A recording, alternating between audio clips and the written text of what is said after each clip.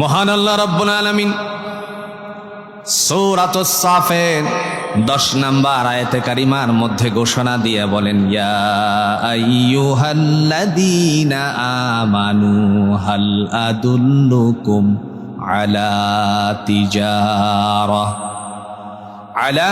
তিজারাতিন তুনজিকুম মিন আযাবিন আলীম।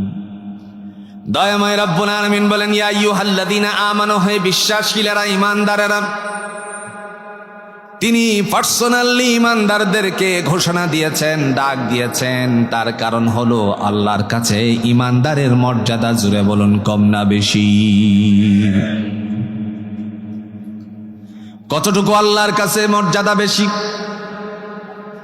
কোরআনুল হাকিম থেকে যদি আমরা লক্ষ্য করি, মানুষ অপরাধীর তালিকাভুক্ত হয়ে যখন কিয়ামতের ময়দান থেকে ফায়সালার পরে এক একজন এক এক জায়গায় চলে যাবে, কিছু ঈমানদার মুসলমানেরা মহান আল্লাহ পাক রব্বুল আলামিনের দায়িত্ব যথাযথভাবে পালন না করার কারণে আল্লাহ তাদেরকে শাস্তির ব্যবস্থাপনা করবেন।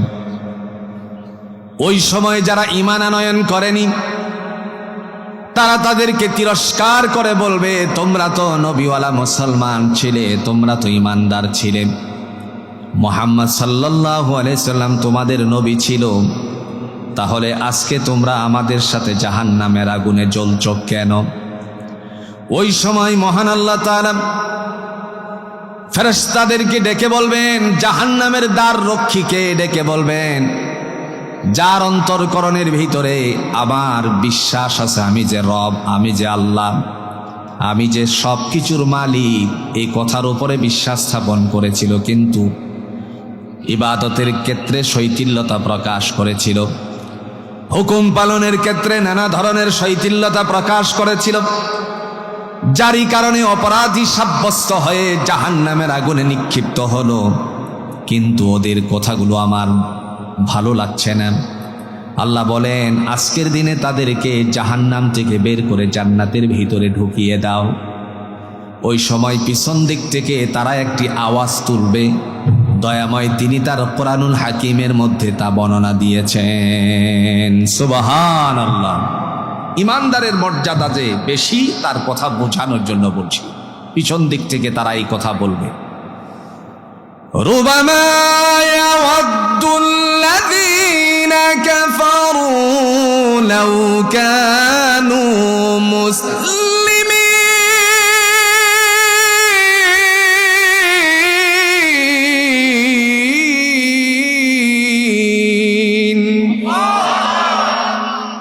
আক্ষেপ, আফসোস, আজকে যদি আমরাও মুসলমান হতাম তাহলে তোমাদের সাথে জান্নাতে প্রবেশ করতে পারতাম। তার মানে স্পষ্ট হয়ে গেল কালিমাওয়ালাদের মর্যাদা, ঈমানদারের মর্যাদা, জুড়ে বলুন তো, আল্লাহর কাছে কম না বেশি?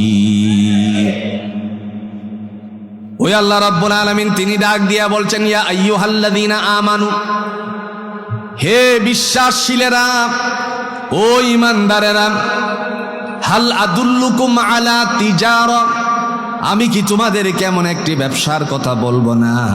তুনজিকুম মিন আযাবিন আলীম, যা তোমাদেরকে ভয়ানক শাস্তি থেকে সুরক্ষা দিবে।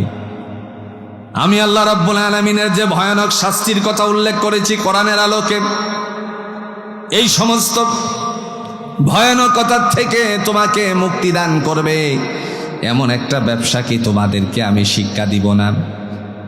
আল্লাহ পাক রব্বুল আলামিন বলেন, ব্যবসা অবশ্যই অবশ্যই তোমরা করবে, কিন্তু এই জায়গাটার মধ্যে আইটেমেরও, জুড়ে বলেন, প্রয়োজনীয়তা আছে কিনা? কথা বুঝাতে পারিনি। আপনি একটা দোকান খুলবেন, প্রথমত দোকানটাকে আপনার অবশ্যই নিতে হবে একজন মালিক পক্ষের থেকে। 2 নাম্বার, দোকানের সিকিউরিটি ব্যবস্থাপনা করতে হবে।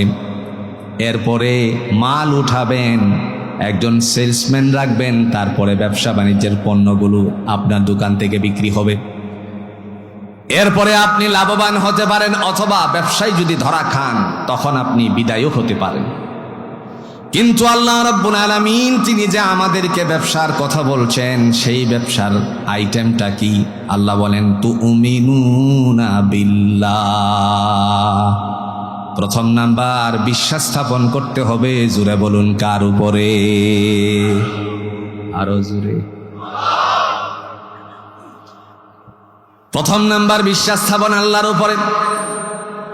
আমরা এখানে যারা এসেছি আমরা সবাই এক বাক্যে এই কথাই উত্তীর্ণ, আমরা সবাই জানি আমাদের মালিক, আমাদের রব, আমাদের আল্লাহ। জুড়ে বলুন তো কয়?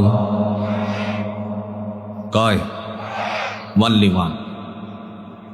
কোরআনুল হাকিম তা প্রমাণ করতে গিয়ে বলেন ওয়া ইলাহুকুম ইলাহু ওয়াহিদ লা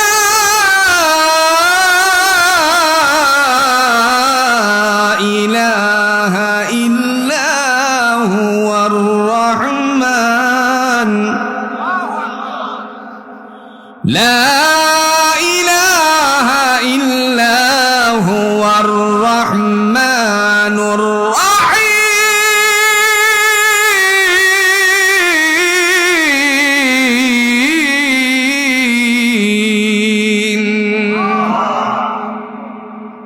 আল্লাহ রাব্বুল আলামিন প্রমাণ করতে গিয়ে তিনি বলেন ওয়া ইলাহুকুম ইলাহু ওয়াহিদ, তোমাদের উপাস্য একমাত্র উপাস্য, লা ইলাহা ইল্লা হুয়া, তিনি ছাড়া আর কোনো উপাসনাকারী নাই। আমরা কোনো তন্ত্রে মন্ত্রে বিশ্বাসশীল নয়। পৃথিবীর জমিনে তন্ত্র মন্ত্র বিশ্বাস করে। জুড়ে বলুন তো এমন মুসলমান আছে কিনা? এমন মুসলমান আছে যারা মনে করে আমার পীরসাবি সব। কথা কোন? বাংলাদেশে কমপক্ষে ত্রয়োদশ জাতীয় নির্বাচনে আমরা লক্ষ্য করেছি পীরেদের পাওয়ার নাই। কথা কোন না কেন? বাংলাদেশে পীরদের পাওয়ার চলে গেছে। তার কারণ ফুঁয়ের শক্তি কমে গেছে। কথা বলেন না কেন? আহারে, জাতি যখন ঐক্যবদ্ধতার আলোকে সামনের দিকে অগ্রসর হচ্ছিল, মানুষ চেয়েছিল এ জমিন আল্লাহর আকাশ, আল্লাহর জমিনে আল্লাহর হুকুমত চলবে। কিন্তু ওই সময়টুকুর মধ্যে এক শ্রেণীর মানুষেরা তার থেকে বেরিয়ে গিয়ে বড় গলায় বলেছিল 143টি আসনে এক গ্রেড। গ্রেডিং পদ্ধতি কোথায় গেল? সিগারেট তো বাকি আছে, মাত্র 5টা ভোটও পাইছে, এরকমও আছে। আমি কাউকে খর্ব করার জন্য বলছি না, প্রিয় ভাইরা আমার। আমরা জানি মুসলমানদের মধ্যে বিশৃঙ্খলা সৃষ্টির জন্য এক ধরনের মানুষেরা থাকবেই। মুসলমান যেন একত্রিত না হতে পারে তার জন্য নিজেদের ভিতরে বিরুদ্ধাচারণকারী, জুড়ে বলেন আছে কিনা? ইতিহাসের পাতা স্মরণাক করে লিখান।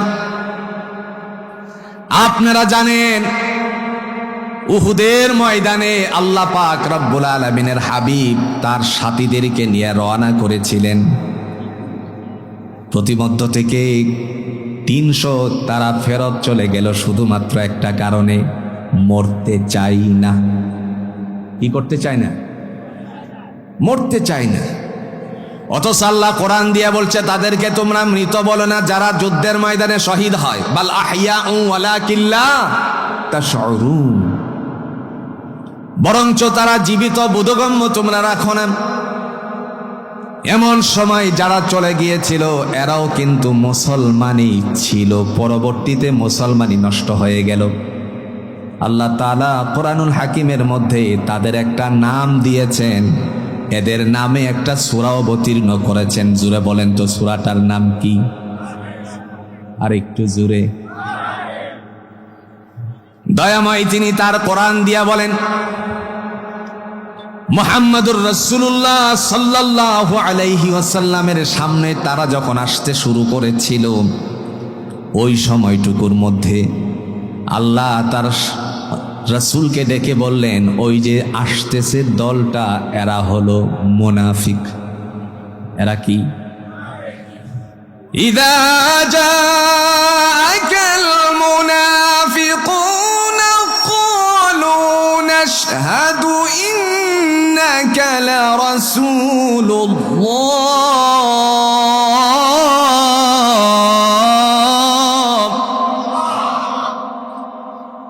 ওয়াল্লাহু ইয়া'লামু ইন্নাকা লারাসূলুহু ওয়াল্লাহু ইয়াশহাদু ইন্নাল মুনাফিকিনা লাকাযিবুন।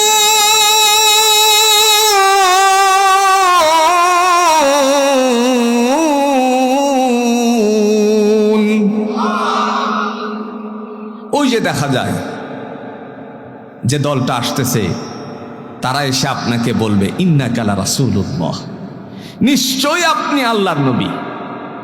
ওয়াল্লাহু ইয়া'লামু ইন্নাকা লারাসূলু, আল্লাহও ভালো করে জানেন আপনি যে আল্লাহর নবী। ওই যে ফার্ম দিতেছে, ফার্ম দিস না, ফার্ম দিস না, কথা বুঝতেছেন? আল্লাহ বললেন ওয়াল্লাহু ইয়াশহাদু ইন্নাল মুনাফিকিনা লাকাযিবুন। দয়াময় তিনি তাদের সম্পর্কে মুখোশ উন্মোচন করে দিয়ে বলছেন এরা হলো মিথ্যাবাদী, এরা হলো মুনাফিক। আরো জোরে বলেন এরা কি? আকাশ আল্লাহর, জমিন আল্লাহর, এই জমিনের মধ্যে আল্লাহর দ্বীন প্রতিষ্ঠিত হোক, আমার মতন টুপিওয়ালারাই চাই না। সাধারণ মানুষ তারা চেয়েছিল, কিন্তু আমার মতন লোকেরা চায়নি। আহ, দুর্ভাগ্য আমাদের, দুর্ভাগ্য আমাদের। যারা চায়নি তারা আদৌ চাইতো না, কারণ লেজ ধরে চলে যারা, তারা কখনোই জমিনে ইসলাম কায়েম হোক সেটা চাইতে পারে না। প্রিয় ভাইয়েরা আমার, যে কথাটি বলছিলাম, মহান আল্লাহ পাক রব্বুল আলামিন তাদেরকে জাহান্নাম থেকে বের করে জান্নাতের ভিতরে যখন ঢোকাবেন, ওই মানুষগুলো আক্ষেপ সুরে বলবে, আফসোস, আজকে যদি আমরা মুসলমান হতাম তাহলে তোমাদের সাথে জান্নাতে প্রবেশ করতে পারতাম। এজন্য কোরআনুল হাকিমে আল্লাহ সুবহানাহু ওয়া তাআলা ঈমানদারদেরকে পার্সোনালি ডাক দিয়ে বলেন, ইয়া আইয়ুহাল্লাযীনা আমানু, হে বিশ্বাসীরা, হাল আদুল্লুকুম আলা তিজারা, আমি কি তোমাদেরকে এমন একটি ব্যবসার কথা বলবো না যার দ্বারা জাহান্নাম থেকে মুক্তি পাওয়া যায়? তুনজিকুম মিন আযাবিন আলিম। প্রথম নাম্বার আইটেম হলো আল্লাহ বলেন তুমিনুনা বিল্লাহ, কেবল বিশ্বাস স্থাপন করতে হবে। জুড়ে বলুন তো কার উপরে? আল্লাহর উপরে বিশ্বাস স্থাপন করতে হবে, অগাধ বিশ্বাস। মাঝে মধ্যে মানুষ মিস্টেক করে, বলতে বলতে শেষ পর্যন্ত আল্লাহর উপর দোষারোপ করে বলে, আল্লাহ কি আমারে ছাড়া আর কাউরে দেখে না? যত বিপদ আছে সব আমার উপরে। এরকম মানুষ আছে কিনা বলেন তো? পার্শ্বের বাড়ির মানুষ স্বাবলম্বী হচ্ছে বিদেশে ছেলে পাঠানোর পরে, একই সাথে দুইজনের ছেলেরে বিদেশ পাঠালো। একজনের ছেলে আকামা পেল, আরেকজনেরটা পেল না। আকামা পেয়ে ধুমধাম সে কাজে নিয়োজিত। একটি পর্যায়ে দেখা যায় তার অবস্থা সচ্ছলতার দিকে যাচ্ছে, আর পাশের বাড়ির মানুষটা বলতেছে, আল্লাহ তুমি শুধু তেলের মাথায় তেল দাও। কথা বুঝতেছেন? আল্লাহ তুমি শুধু তেলের মাথায় তেল দাও, মানে যে স্বাবলম্বী হচ্ছে তারে আরো স্বাবলম্বী করছো, আমার দিকে তুমি তাকাও না। আচ্ছা আপনারা বলুন তো, আল্লাহ যদি আমাদের দিকে না তাকাতেন তাহলে আমরা কি বাঁচতে পারতাম নাকি? বিগত দিনের কথা যদি আমরা মনে করি, তাহলে বাংলাদেশের করোনা আক্রান্ত হওয়ার পরে যেই হারে মানুষ মরার দরকার ছিল, এই হারে মরে নাই। কথা কন না কেন? এদেশের মানুষেরা একজন মানুষকে পাগল বলতো। তিনি একজন গবেষক, আমাদের অত্যন্ত শ্রদ্ধাভাজন ব্যক্তিত্ব, যিনি হলেন কাজী ইব্রাহিম সাহেব হাফিজাহুল্লাহ। তিনি বলেছিলেন বাংলাদেশে করোনা আসবে, করোনা সবাইরে ধরবে না, কিছু সংখ্যক মানুষরে ধরবে যারা দুনিয়াতে দুর্নীতি করছে। আপনারা সাক্ষী দিয়ে বলেন তো, দুর্নীতিবাজের সংখ্যা কি কমে গেছে নাকি? সেদিন জবাব দিতে হবে আল্লাহর কাছে, কে কোত্থেকে কি করেছিল। আমরা তো জানি, জানলেও বলি না, কারণ আমরা বাংলাদেশকে ভালোবাসি, লাল সবুজের পতাকার দেশকে ভালোবাসি, দেশের মানুষ শান্তিতে থাকুক। কিন্তু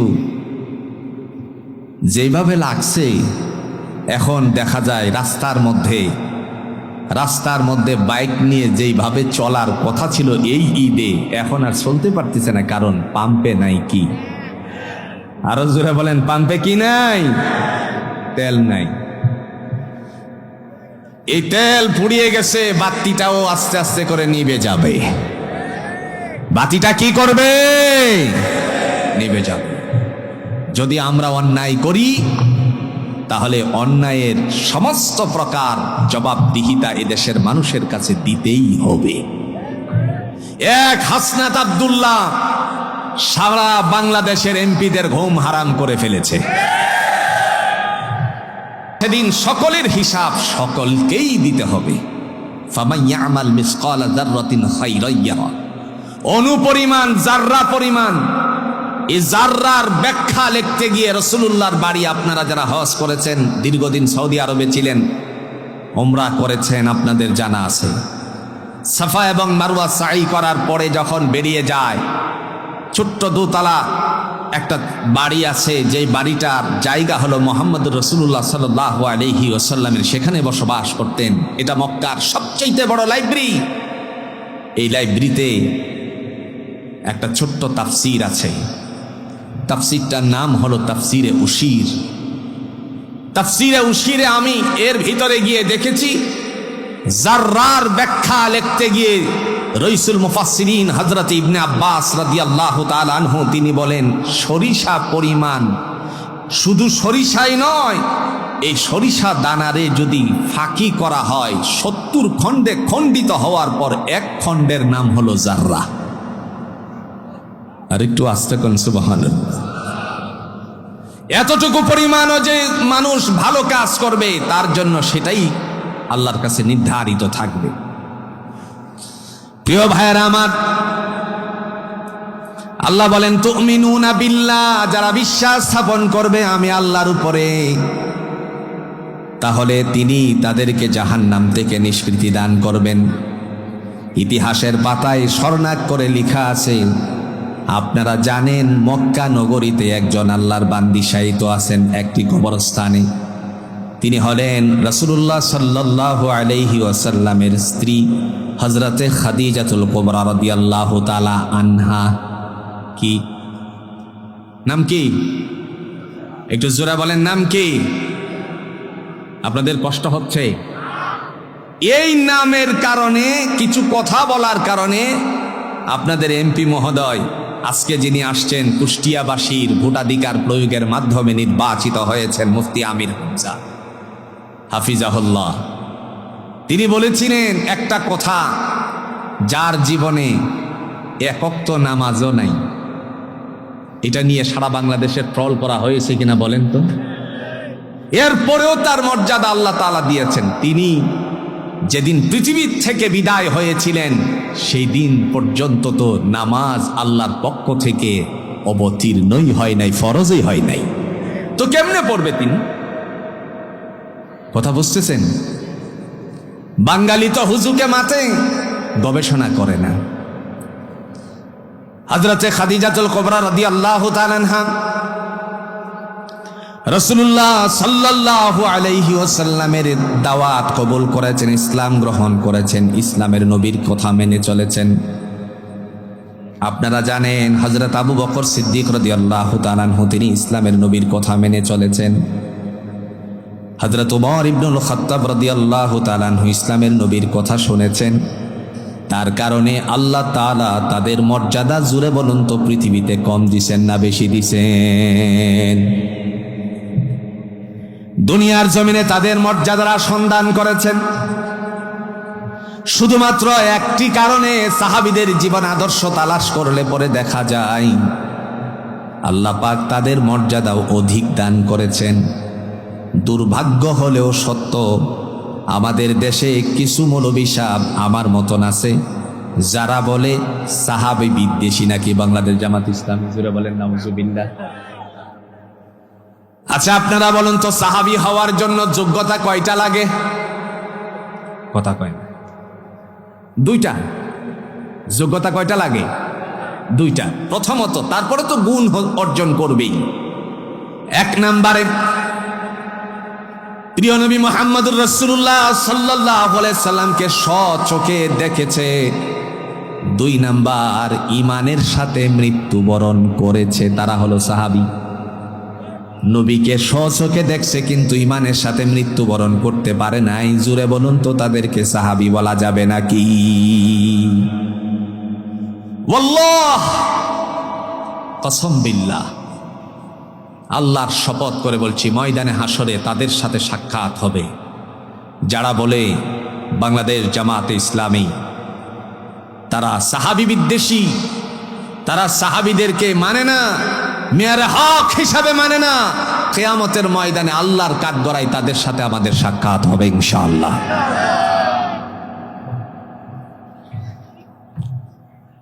সাহাবীদের মাধ্যমেই তো ইসলাম পরবর্তী মানুষেরা বুঝতে পেরেছে। কোরআন দিয়ে আমরা শিখছি, কোরআন থেকে আমরা বুঝছি। প্রিয় ভাইয়েরা আমার, আল্লাহ রাব্বুল আলামিন তিনি ডাক দিয়া বলেন, যেই সমস্ত মানুষেরা ঈমানদার হয়ে যায়, বিশ্বাসশীল আল্লাহর উপরে হয়ে যায়, তাদের মর্যাদা আমি আল্লাহ দান করে দিয়েছি। কেমন মর্যাদা দেখেন, আল্লাহ বলেন, উলাইকা আলা হুদাম মির রাব্বিহিম ওয়া উলাইকা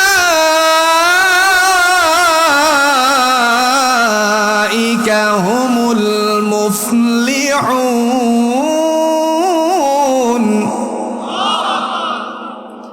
এরাই হলো সফলতা অর্জনকারী, এরাই হলো কামিয়াব। এরা তারা কারা? এদের দলের তালিকাভুক্ত করতে গিয়ে আল্লাহ পাক শ্রেণীবিন্যাস করতে গিয়ে তিনি বললেন, ওয়ান্নাবিয়্যিনা ওয়াস-সিদ্দীকিনা ওয়াশ-শুহাদা'i ওয়াস-সালিহিন। তারা হলো নবীদের দল, তারা হলো সিদ্দিকিনদের আসহাবদের দল, তারা হলো শহীদের দল, তারাই হলো কেবল নেককার ঈমানদারের দল। জুড়ে বলেন সুবহানাল্লাহ। এজন্য আল্লাহ রাব্বুল আলামিন তিনি ডাক দিয়া বলেন,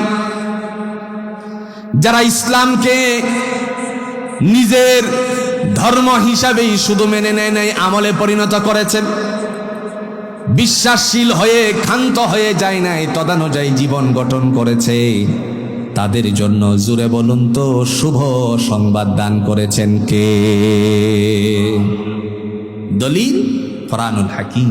আল্লাহ বলছেন, وبشر الذين آمنوا وعملوا الصالحات أن لهم جنات تجري من تحتها الأنهار كلما رزقوا منها من ثمرة رزقا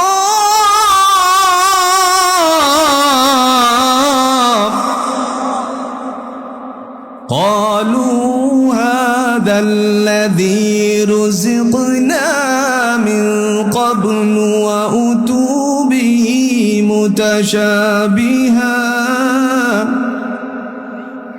ولهم فيها أزواج مطهرة وهم فيها خالدون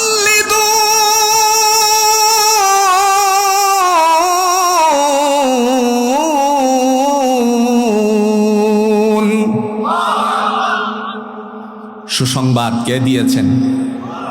কাদেরকে? তুমিনুনা বিল্লাহ। জাহান্নামের ভয়াবহতার থেকে যাদেরকে আল্লাহ নিষ্কৃতি দিবেন তারা হলো বিশ্বাস স্থাপন করেছে। জুড়ে বলেন কার উপরে? শুধু বিশ্বাস করলাম আল্লাহ তুমি এক, অদ্বিতীয়, তোমার সাথে কোনো শরীক নাই। কিন্তু আশা করলাম না আল্লাহ তোমার আকাশ, তোমার জমিন। আকাশ কার? আরো জোরে বলেন না, চিরদিন তোমার আকাশ, তোমার বাতাস? আকাশ কার? আরো জোরে বলেন কার? জমিন কার? আল্লাহ। যারা কামনা করে না আল্লাহ তোমার আকাশ, তোমার জমিন, এই জমিনের মধ্যে তোমার দিন কায়েম হোক, কিয়ামতের ময়দানে তাদের জবাবদিহিতা করা হবে। আমার ভাইরা,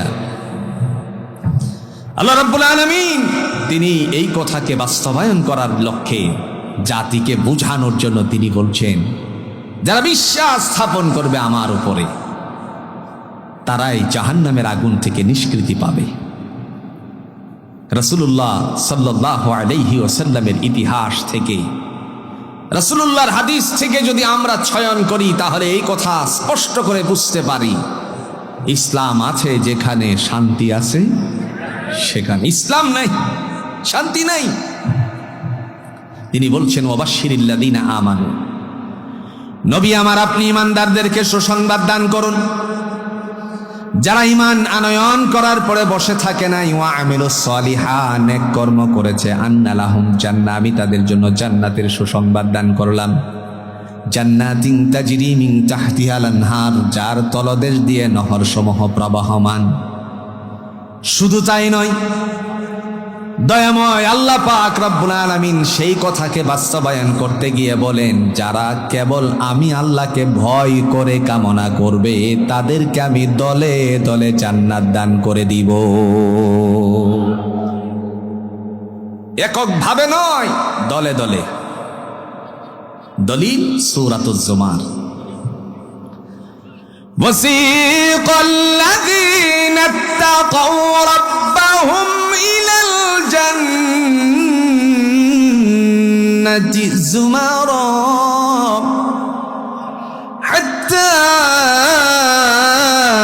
ইযা জাউহা ওয়া ফুতিহাত আবওয়াবুহা ওয়া ক্বালা লাহুম খাযানাতুহা وقال لهم خزنتها سلام عليكم طبتم فادخلوها خالدين।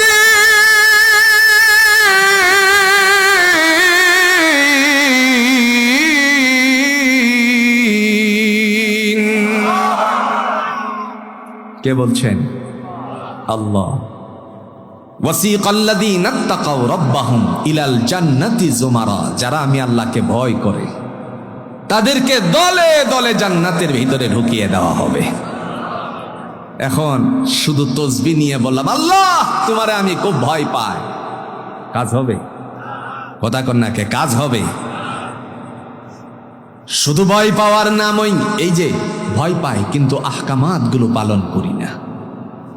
এই জমিনের মধ্যে আল্লাহর দ্বীন প্রতিষ্ঠিত হোক আমি চাই না, আমি চাই তাসবিহ আর গরম গরম জিলাপি। কথা কন না কে? আমি তাসবিহর বিপক্ষে বলছি না, আপনি তাসবিহাত পালন করবেন, অবশ্যই করবেন, কিন্তু আপনার অন্তর শুধু তাসবিহর দিকে থাকবে না। আকাশ যে আল্লাহর, জমিন যে আল্লাহর, সেই জমিনের মধ্যে আল্লাহর দ্বীন প্রতিষ্ঠিত হোক এই তামান্না যতক্ষণ পর্যন্ত মুমিনের অন্তরে জাগ্রত না হবে, মুসলমানের অন্তরে জাগ্রত না হবে, ততক্ষণ পর্যন্ত সে মুমিন হতে পারবে না।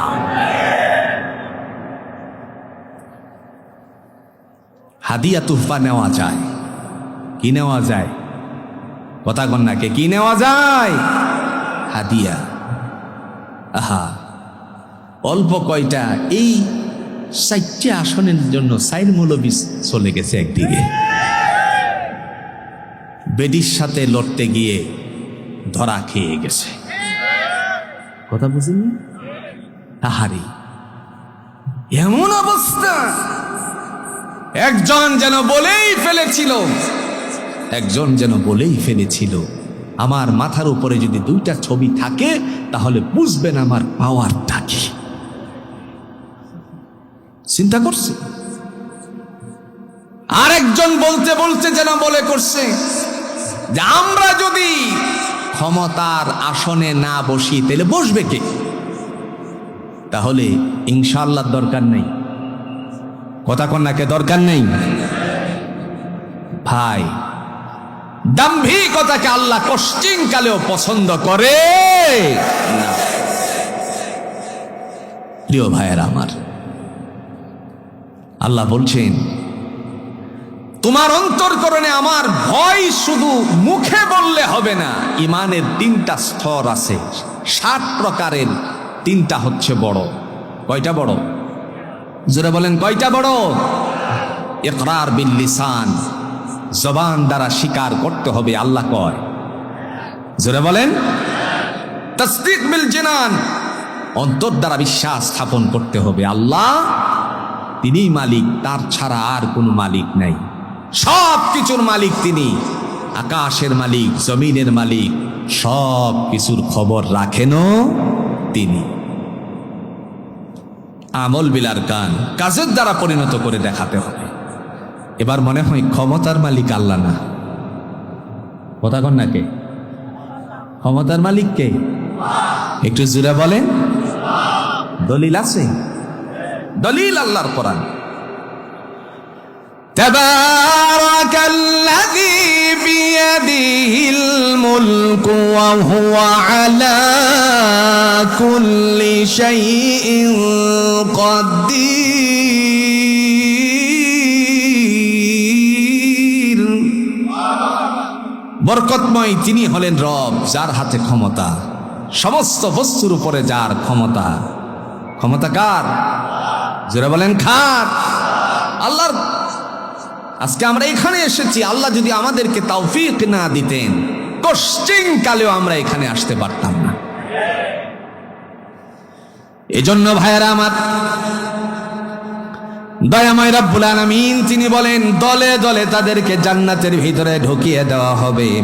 হাত্তা ইদা জাউহা ওয়া ফুতিহাত আবওয়াবুহা, যখন জান্নাতের নিকটবর্তী হবে তাদের সমস্ত দরজাগুলো, জান্নাতের দরজাগুলো আমি আল্লাহ খুলে দিব।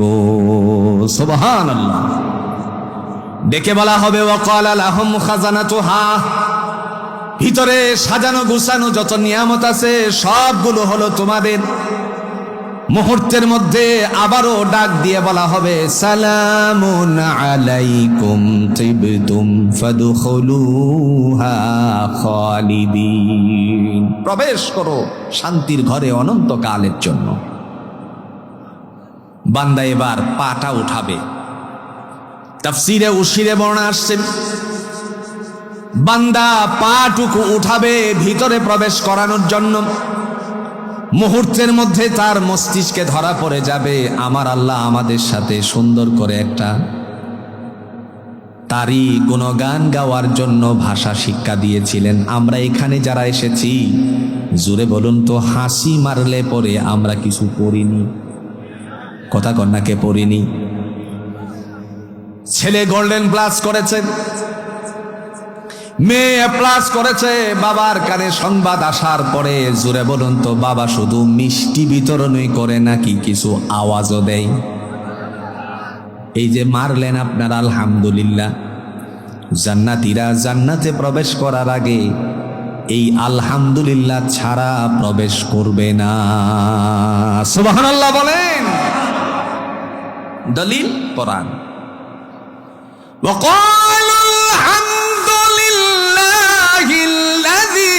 صدقنا وعده وأورثنا الأرض نتبوأ من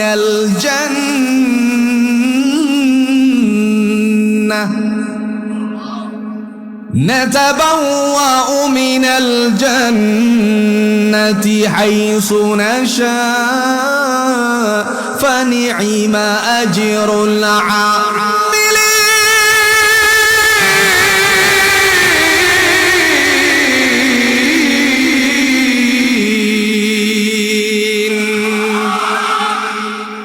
কে বলবেন? কে বলবেন? কে বলবেন? বান্দা বলবে ওয়াকাল আলহামদুলিল্লাহ, আল্লাহ সমস্ত প্রশংসাগুলো তোমার। কেন তারা প্রশংসায় নিজেদেরকে মাতিয়ে তুলবে? তার পিছনে কারণ একটাই, ডেকে বলবে আল্লাযী সাদাকানা ওয়া'দাহু ওয়া আওরাসানাল আরদা নাতাবাওয়াউ মিনাল জান্নাতি হাইসু নাশা। অঙ্গীকার করেছিলে দুনিয়ার জমিনে তোমারে ভয় করলে, তোমার আহকামাতগুলো পালন করলে, তুমি যে রব স্বীকৃতি দিয়ে কাজ শুরু করলে, তুমি জান্নাত দিবা। আজকে সমস্ত অঙ্গীকার বাস্তবায়িত হয়েছে, এই কারণে আমিও পড়ে নিছি আলহামদুলিল্লাহ। প্রশংসা কার? আরো জোরে বলেন তো, প্রশংসা কার? সকল অবস্থায় প্রশংসা করতে হবে আল্লাহ। চুরি করার সময় নাকি? কল্যাণকর কাজে প্রশংসা আমরা নিজেরা নিয়োজিত থাকবো ইনশাআল্লাহ।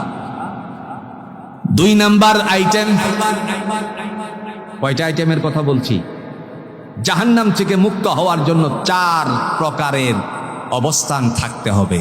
2 নাম্বার, আল্লাহ বলেন ওয়া রাসূলিহি, যারা বিশ্বাস স্থাপন করবে আমার নবী মুহাম্মদুর রাসূলুল্লাহ সাল্লাল্লাহু আলাইহি ওয়াসাল্লামের উপরে।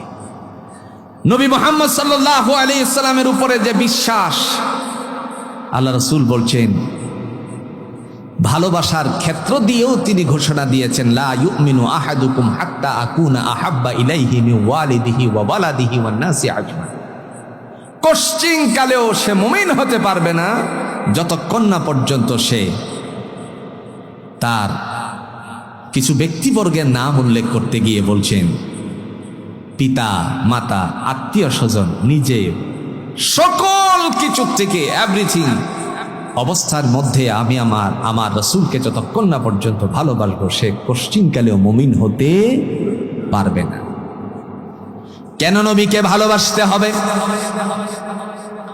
আল্লাহ পাক রব্বুল আলামিন তিনি কোরআনুল হাকিমের মাধ্যমে তার রাসূল সম্পর্কে ঘোষণা দিয়ে বলেন সূরাতুন নিসার 80 নম্বর আয়াতে, মাইয়ুতি'র রাসূলা ফাকাদ আতা আল্লাহ, যারা আমার নবীর হুকুম মান্য করলো তারা আমি আল্লাহকে মান্য করেছে। সুবহানাল্লাহ। রাসূলকে মান্য করতে হবে। আমাদের সমাজে অনেক মানুষ আছে যারা বলে হাদিস মানি না, কথা কন না, শুধু কোরআন মানি। আপনি বলেন তো, কোরআন থেকে আপনি যতটুকু বুঝছেন, কোন জায়গায় গিয়ে হুঁচুট খাবেন, সেটা হাদিসের ব্যাখ্যা থাকতে হবে। যদি আপনি রাসূলুল্লাহর কথাগুলো না মানেন, এমন একটা পর্যায়ে আসতে পারে আপনি ধরা খেয়ে গেছেন। আচ্ছা আপনারা বলেন তো, আল্লাহ পাক রব্বুল আলামিন তিনি কোরআনে একটা সূরা অবতীর্ণ করেছেন যার নাম হলো সূরাতুল মুজাম্মিল। আল্লাহ বলছেন কুমিল লাইলা ইল্লা কলিলা, রাতের কিছু অংশ আমি আল্লাহর জন্য দাঁড়ান। এখন বলেন এই জায়গায় আল্লাহ কি বলেছেন? শুধুমাত্র দাঁড়ায় থাকতে নাকি? কথা কোন? আল্লাহ তো বলছেন কুমিল লাইলা ইল্লা কলিলা, রাতের কিছু অংশ আমি আল্লাহর জন্য দাঁড়ান। আপনি শুধুমাত্র এরকম দাঁড়ায় রইলেন, এটা কি আল্লাহ বলছে নাকি? এই কথা বুঝতে গেলে অবশ্যই আপনাকে হাদিসের অনুকরণ দেখতে হবে। তার মানে মুহাম্মাদুর রাসূলুল্লাহ সাল্লাল্লাহু আলাইহি সাল্লামকে আল্লাহ পাক ঘোষণা দিয়েছেন, নবী আমার রাতের কিছু অংশ আমি আল্লাহর জন্য দাঁড়ান। তার মানে হলো আমি আল্লাহর সামনে আপনি সালাতে দণ্ডায়মান হয়ে যান। সুবহানাল্লাহ।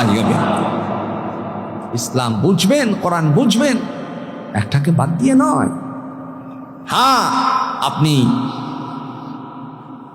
সহিহ হাদিসগুলোকে অবশ্যই অবলম্বন করবেন। প্রিয় ভাইরা আমার, আল্লাহ পাক রব্বুল আলামিন তিনি ডাক দিয়া বলছেন, পৃথিবীতে যারা আমি আল্লাহর ভালোবাসা পেতে চাই, নবীর আনুগত্য ছাড়া, জোরে বলুন তো, ভালোবাসা পাওয়া কষ্টিনকালেও সম্ভব নাকি? দলিল আছে? কথা কোন? দলিল আছে? দলিল কোরআনুল হাকিম। কুল ইন কুনতুম তুহিব্বুনাল্লাহ ফাত্তাবিউনি ইউহিব্বুকুমুল্লাহ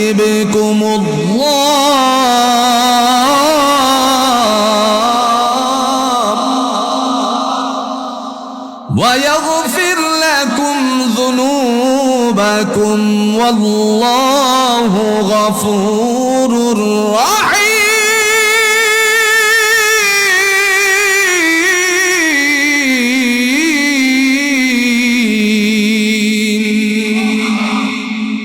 قل নবী আপনি বলুন ইন কুনতুম তুহিব্বুনাল্লাহ, যারা আমি আল্লাহর ভালোবাসা পেতে চাই, ফাত্তাবিউনি, তারা যেন আপনার অনুকরণ করে। কি করে? কথা কর না কে, কি করে? অনুকরণ করে। এখন আপনারা সাক্ষী দিয়ে বলেন তো, রাসূলুল্লাহর অনুকরণ করতে গেলে রাষ্ট্রনায়কের প্রয়োজনীয়তা আছে কিনা? নবী মনে হয় রাজ্য পরিচালনা করে নাই, বিচার ব্যবস্থাপনা মনে হয় রাসূলুল্লাহ করে নাই। রাসূলের অনুকরণ করতে গেলে জোরে বলুন তো, হুকুম আল্লাহর বাস্তবায়ন হোক, এটা মনের থেকে শুধু নয়, বাস্তবায়নের জন্য আন্দোলন করা দরকার আছে কিনা?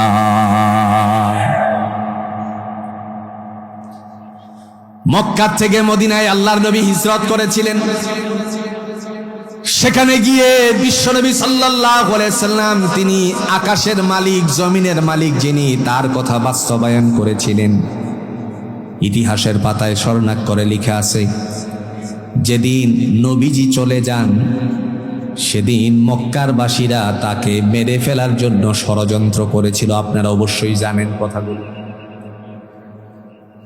আল্লাহর নবী সাইয়্যিদুল মুরসালিন আহমদ মুস্তাফা সাল্লাল্লাহু আলাইহি সাল্লাম হযরতে আবু বকর সিদ্দিক রাদিয়াল্লাহু তাআলা আনহুর দরজার মধ্যে কড়া দিয়েছিলেন। আবু বকর, ইফতাহুল বাব। হযরত আবু বকর রাদিয়াল্লাহু তাআলা আনহু সাথে সাথে দরজা খুললেন।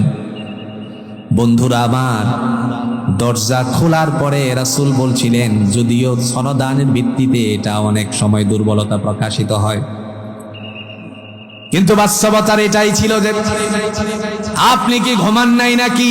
তিনি ডেকে বললেন, যেদিন আপনি বলেছিলেন আমাকে নিয়ে হিজরত করবেন, সেদিন থেকে অদ্যাবধি পর্যন্ত রাতের বেলায় আপনার ডাকের অপেক্ষায় দাঁড়ায়া থাকি।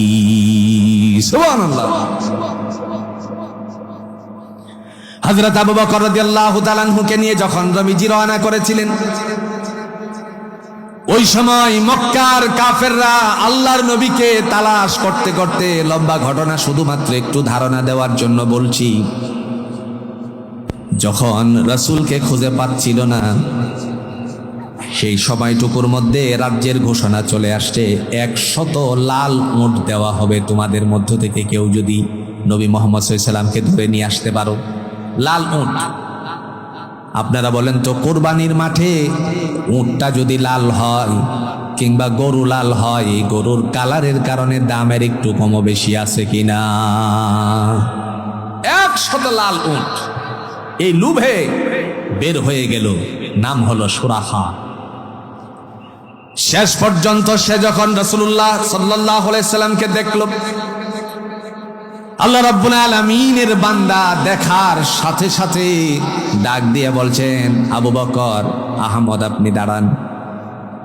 সুরাখা সামনের দিকে অগ্রসর হলো, হাত প্রসারিত করতে লাগলো। আল্লাহ পাক রব্বুল আলামিন তার হাতটাকে দুর্বল করে দিয়েছেন, প্যারালাইসিসের মতন বানিয়ে দিয়েছেন। ডেকে ডেকে বললেন, আমাকে আপনি মাফ করে দেন। নবী মুহাম্মদুর রাসূলুল্লাহ সাল্লাল্লাহু আলাইহি সাল্লাম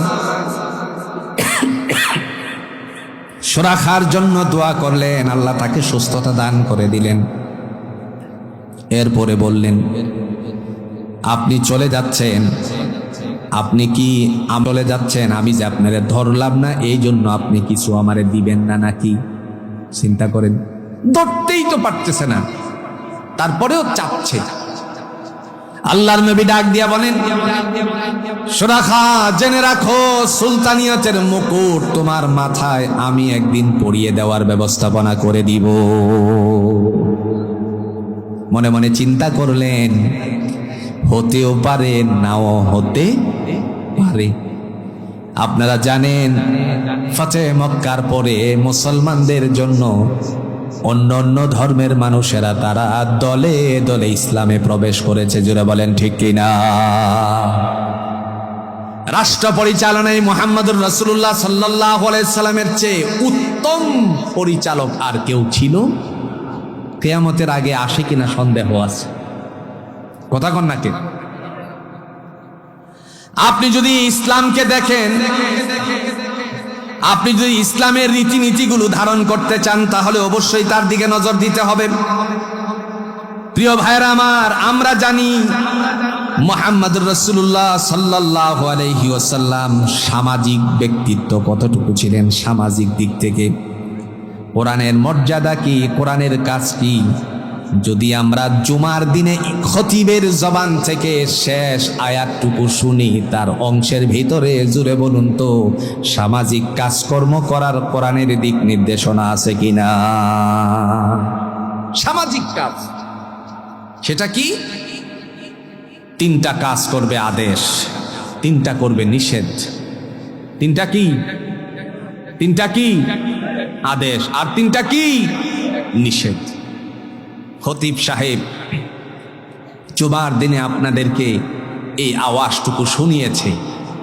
বাংলাদেশের মুসল্লি যদিও তার অর্থ না বুঝে, কিন্তু এটা বুঝতে আর বাকি রাখে না যে খুতবা শেষ হয়ে গেছে, নামাজের জন্য দাঁড়াতে হবে, সালাতের জন্য দাঁড়াতে হবে। ঠিক কিনা কোন? সেটা কি? আল্লাহ সূরাতুন নাহালের 90 নম্বর আয়াতের মধ্যে তা উল্লেখ করেছেন। ইন্নাল্লাহা ইয়া'মুরু বিল আদলি ওয়াল ইহসানি ওয়া ইতা'i যিল কুরবা ওয়া ইয়ানহা আনিল ফাহশাই ওয়াল মুনকারি ওয়াল বাগই يعظكم لعلكم تذكرون।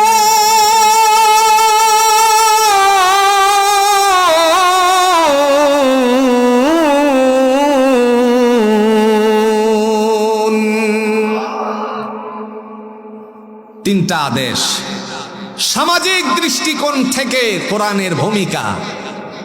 সমাজে আপনি কোরআন দিয়ে দায়িত্ব পালন করেন, দেখবেন সব অনৈতিকতা, সকল প্রকার দুর্নীতি সমাজ থেকে উচ্ছেদ হয়ে যাবে।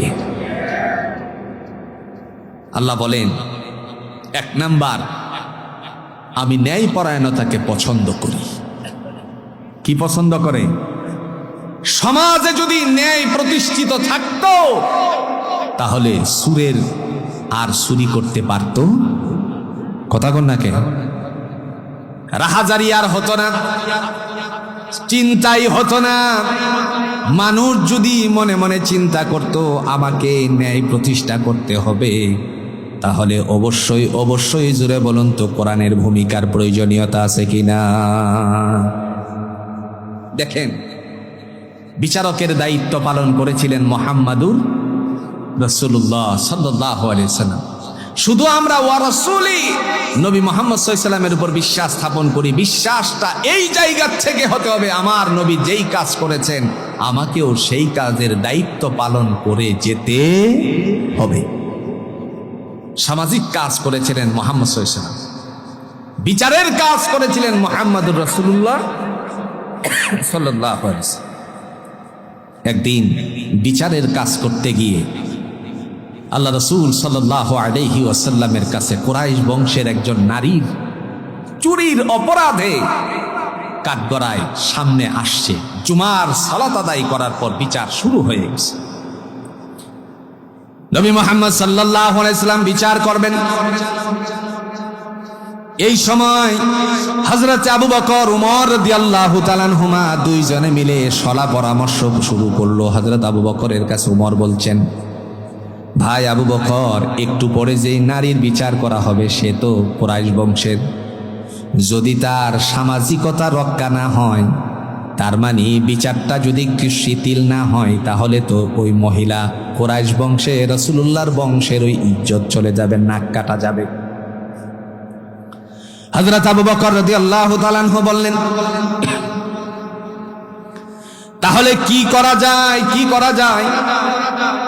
মুহূর্তের মধ্যে ঘোষণা দিয়ে বলল, আজকে একজনের দ্বারা একটা সংবাদ পাঠানো সম্ভব। তিনি হলেন রাসূলুল্লাহ সাল্লাল্লাহু আলাইহি ওয়াসাল্লাম, যাকে অত্যাধিক ভালোবাসতেন, হযরতে যায়েদ ইবনে হারিসা রাদিয়াল্লাহু তাআলা আনহুর সন্তান, তার নাম হলো ওসামা। যেই মাত্র বললেন ওসামারে পাঠানো যায়, তারপরে ডেকে আনা হলো। উসামাকে বললেন, তুমি কি তোমার দাদা জানের কাছে রাসূলুল্লাহর কাছে একটা সংবাদ পৌঁছাতে পারবে নাকি? তিনি বললেন, কি সংবাদ? কুরাইশ বংশের নারীর চুরির কারণে তার হাত কাটা দেওয়া হবে। যদি তার হাত কাটা হয়, কুরাইশ বংশের ইজ্জত চলে যায়, নবীর বংশের ইজ্জত চলে যায়। একটু যেন শিথিল করা হয়, সেজন্য সেই ব্যবস্থাপনা যেন রাসূল করেন। ঠিক আছে। উসামা আল্লাহর নবীর কাছে চলে গেলেন। কানের কাছে মুখটা নিয়ে বললেন, কুরাইশ বংশের নারীর কিছুক্ষণ পরে বিচার করা হবে চুরির অপরাধে হাত কেটে। আপনার বংশ তো কুরাইশ, যদি তার হাত কাটে ইজ্জত তো চলে যায়। যদি একটু বিচারটারে শিথিল করা হয়, আপনার সাহাবীরা খুশি হয়ে যায়। এই কথা বলা মাত্রই আল্লাহ রাসূল মিম্বার থেকে দাঁড়িয়ে গেলেন। দাঁড়িয়ে তিনি বলতে লাগলেন, কে আমাকে আমার কাছে উসামাকে পাঠিয়েছ? ওয়াল্লাহি বিল্লাহি তাল্লাহি, আল্লাহর শপথ করে বলি, আমার কন্যা সন্তান ফাতেমাও যদি চুরি করে আজকে কাঠগড়ায় দাঁড়াতো, তাহলে আমি তার হাত কেটে দিয়ে কোরআনের আইনটারে বাস্তবায়ন করে নিতাম। চিন্তা করেন, দুর্নীতি। আহা, কোটি কোটি টাকার মালিকের ছেলে অপরাধ করে, তার বিচার এক ধরনের, আর গরিবের সন্তানের অপরাধের বিচার ভিন্ন ধরনের। নাই নাই, সমাজে নাই। বিচারকের দায়িত্ব পালন করেছিলেন মুহাম্মদুর রাসূলুল্লাহ সাল্লাল্লাহু আলাইহি ওয়াসাল্লাম। আর এই বিচারকের দায়িত্ব পালন করতে গিয়ে এই অবস্থায় যদি আপনার মনে করেন নিরপেক্ষ বিচার করা প্রয়োজনীয়তা মনে করেন, তাহলে কোরআনের বাইরে কোনো নিরপেক্ষতার কোনো সুযোগ নেই। আচ্ছা, আপনারা সাক্ষী দিয়ে বলেন তো, বিচার যখন হয় তখন সাক্ষীর প্রয়োজনীয়তা আছে কিনা? নিরপেক্ষতার আলোকে কোরআন ছাড়া বিচার করার কোনো ব্যবস্থা নাই। যদি নিরপেক্ষতার কোরআনের দিয়ে বিচার কার্যক্রম এদেশে করা হতো, তাহলে আল্লামা সাঈদী সাহেব যিনি এই জমিন থেকে এইভাবে অন্যায় অপরাধের সাব্যস্ত হয়ে তাদের তকমা লাগিয়ে বিদায় হতো না। কথা বলেন ঠিক কিনা?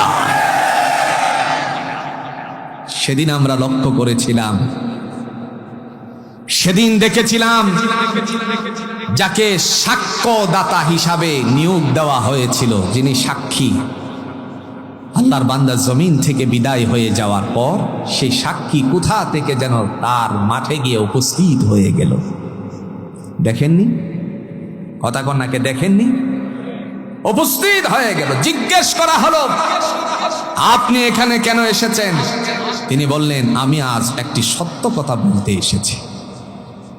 যে অপরাধে অপরাধী সাব্যস্ত করা হয়েছিল, আমি সাক্ষী দিয়েছিলাম, আমার সাক্ষ্যের মাধ্যমে সেই মানুষ এই অপরাধ করে নাই, আমি জুলুমের শিকার হয়েছিলাম। এবার দেখেন তো, যদি নিরপেক্ষ বিচার কার্যক্রম করেন, তাহলে অবশ্যই অবশ্যই জমিনের মধ্যে সাক্ষ্য দিতে গিয়ে মিথ্যা সাক্ষ্য দেওয়া যাবে? কথা কন্যাকে দেওয়া যাবে না। আল্লাহ কোরআনুল হাকিমে ঈমানদারদেরকে ঘোষণা দিয়েছেন, ইয়া আইয়ুহাল্লাযীনা আমানু কুনু কাওয়ামিনা লিল্লাহি শুহাদাআ বিল কিসত ولا يجرمنكم شنآن قوم على ألا تعدلوا اعدلوا هو أقرب للتقوى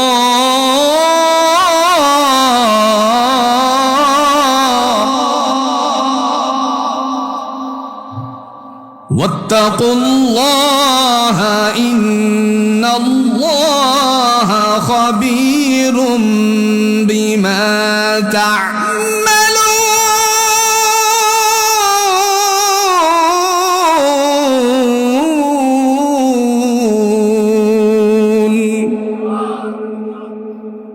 আল্লাহ রাব্বুল আলামিন ঈমানদারদেরকে আবারও ডাক দিলেন, ইয়া আইয়ুহাল্লাযীনা আমানু, হে বিশ্বাসশীলেরা, ঈমানদারেরা, মুসলমানেরা, শোনো, যদি তোমরা সাক্ষী দিতে চাও তাহলে অবশ্যই অবশ্যই সত্য সাক্ষী দিবে।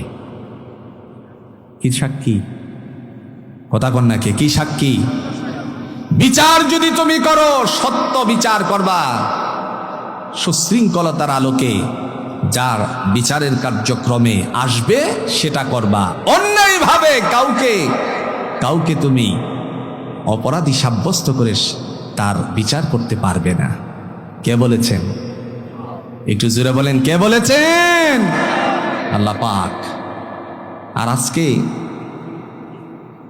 এমনও অবস্থা তৈরি হয়, সাক্ষী সাক্ষ্য দিতে যায়, বাড়িতেই ছিল না, অথচ বলে আমি সব চোখে দেখেছি, রড দিয়ে তার মাথায় বাড়ি দেওয়ার কারণে মাথাটা ফেটে গেছে, অথচ সে এলাকাতেই ছিল না।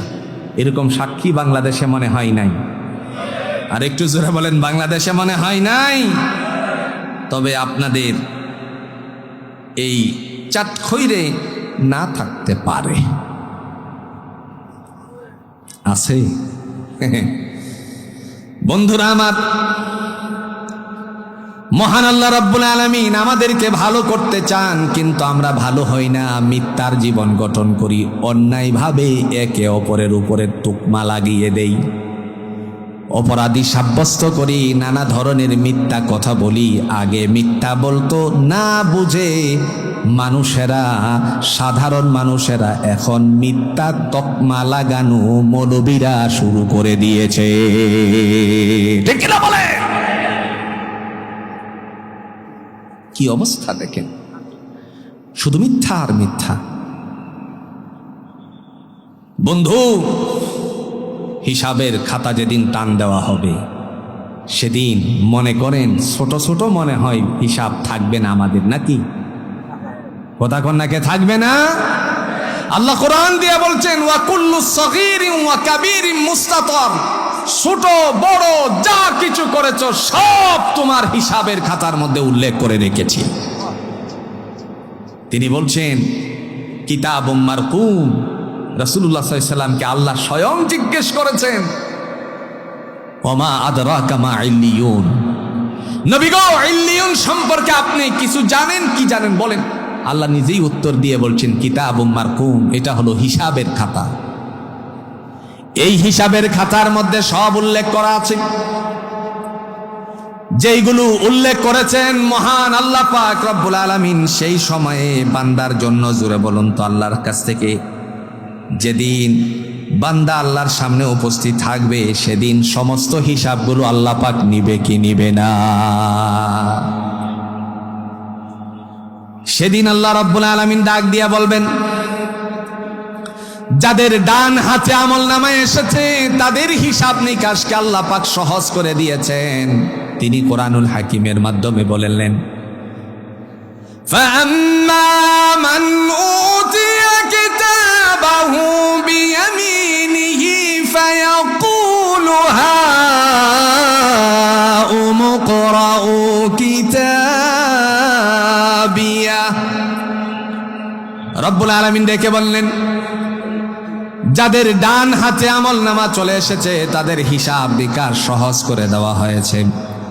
বান্দা তখন ডেকে বলবেন, ইন্নী যানানতু আন্নী মুলাকিন হিসাবিয়া, আল্লাহ আমি জানতাম একদিন হিসাবের সম্মুখীন করা হবে, সেজন্য সমস্ত অপরাধগুলো ছেড়ে দিয়েছিলাম। নবী মুহাম্মদুর রাসূলুল্লাহ সাল্লাল্লাহু আলাইহি ওয়াসাল্লামকে মানলে পরে এই জমিন যে আল্লাহর, আকাশ যে আল্লাহ, আইনটা যে আল্লাহ, চলবে না এটা বলার কোনো সুযোগ আছে?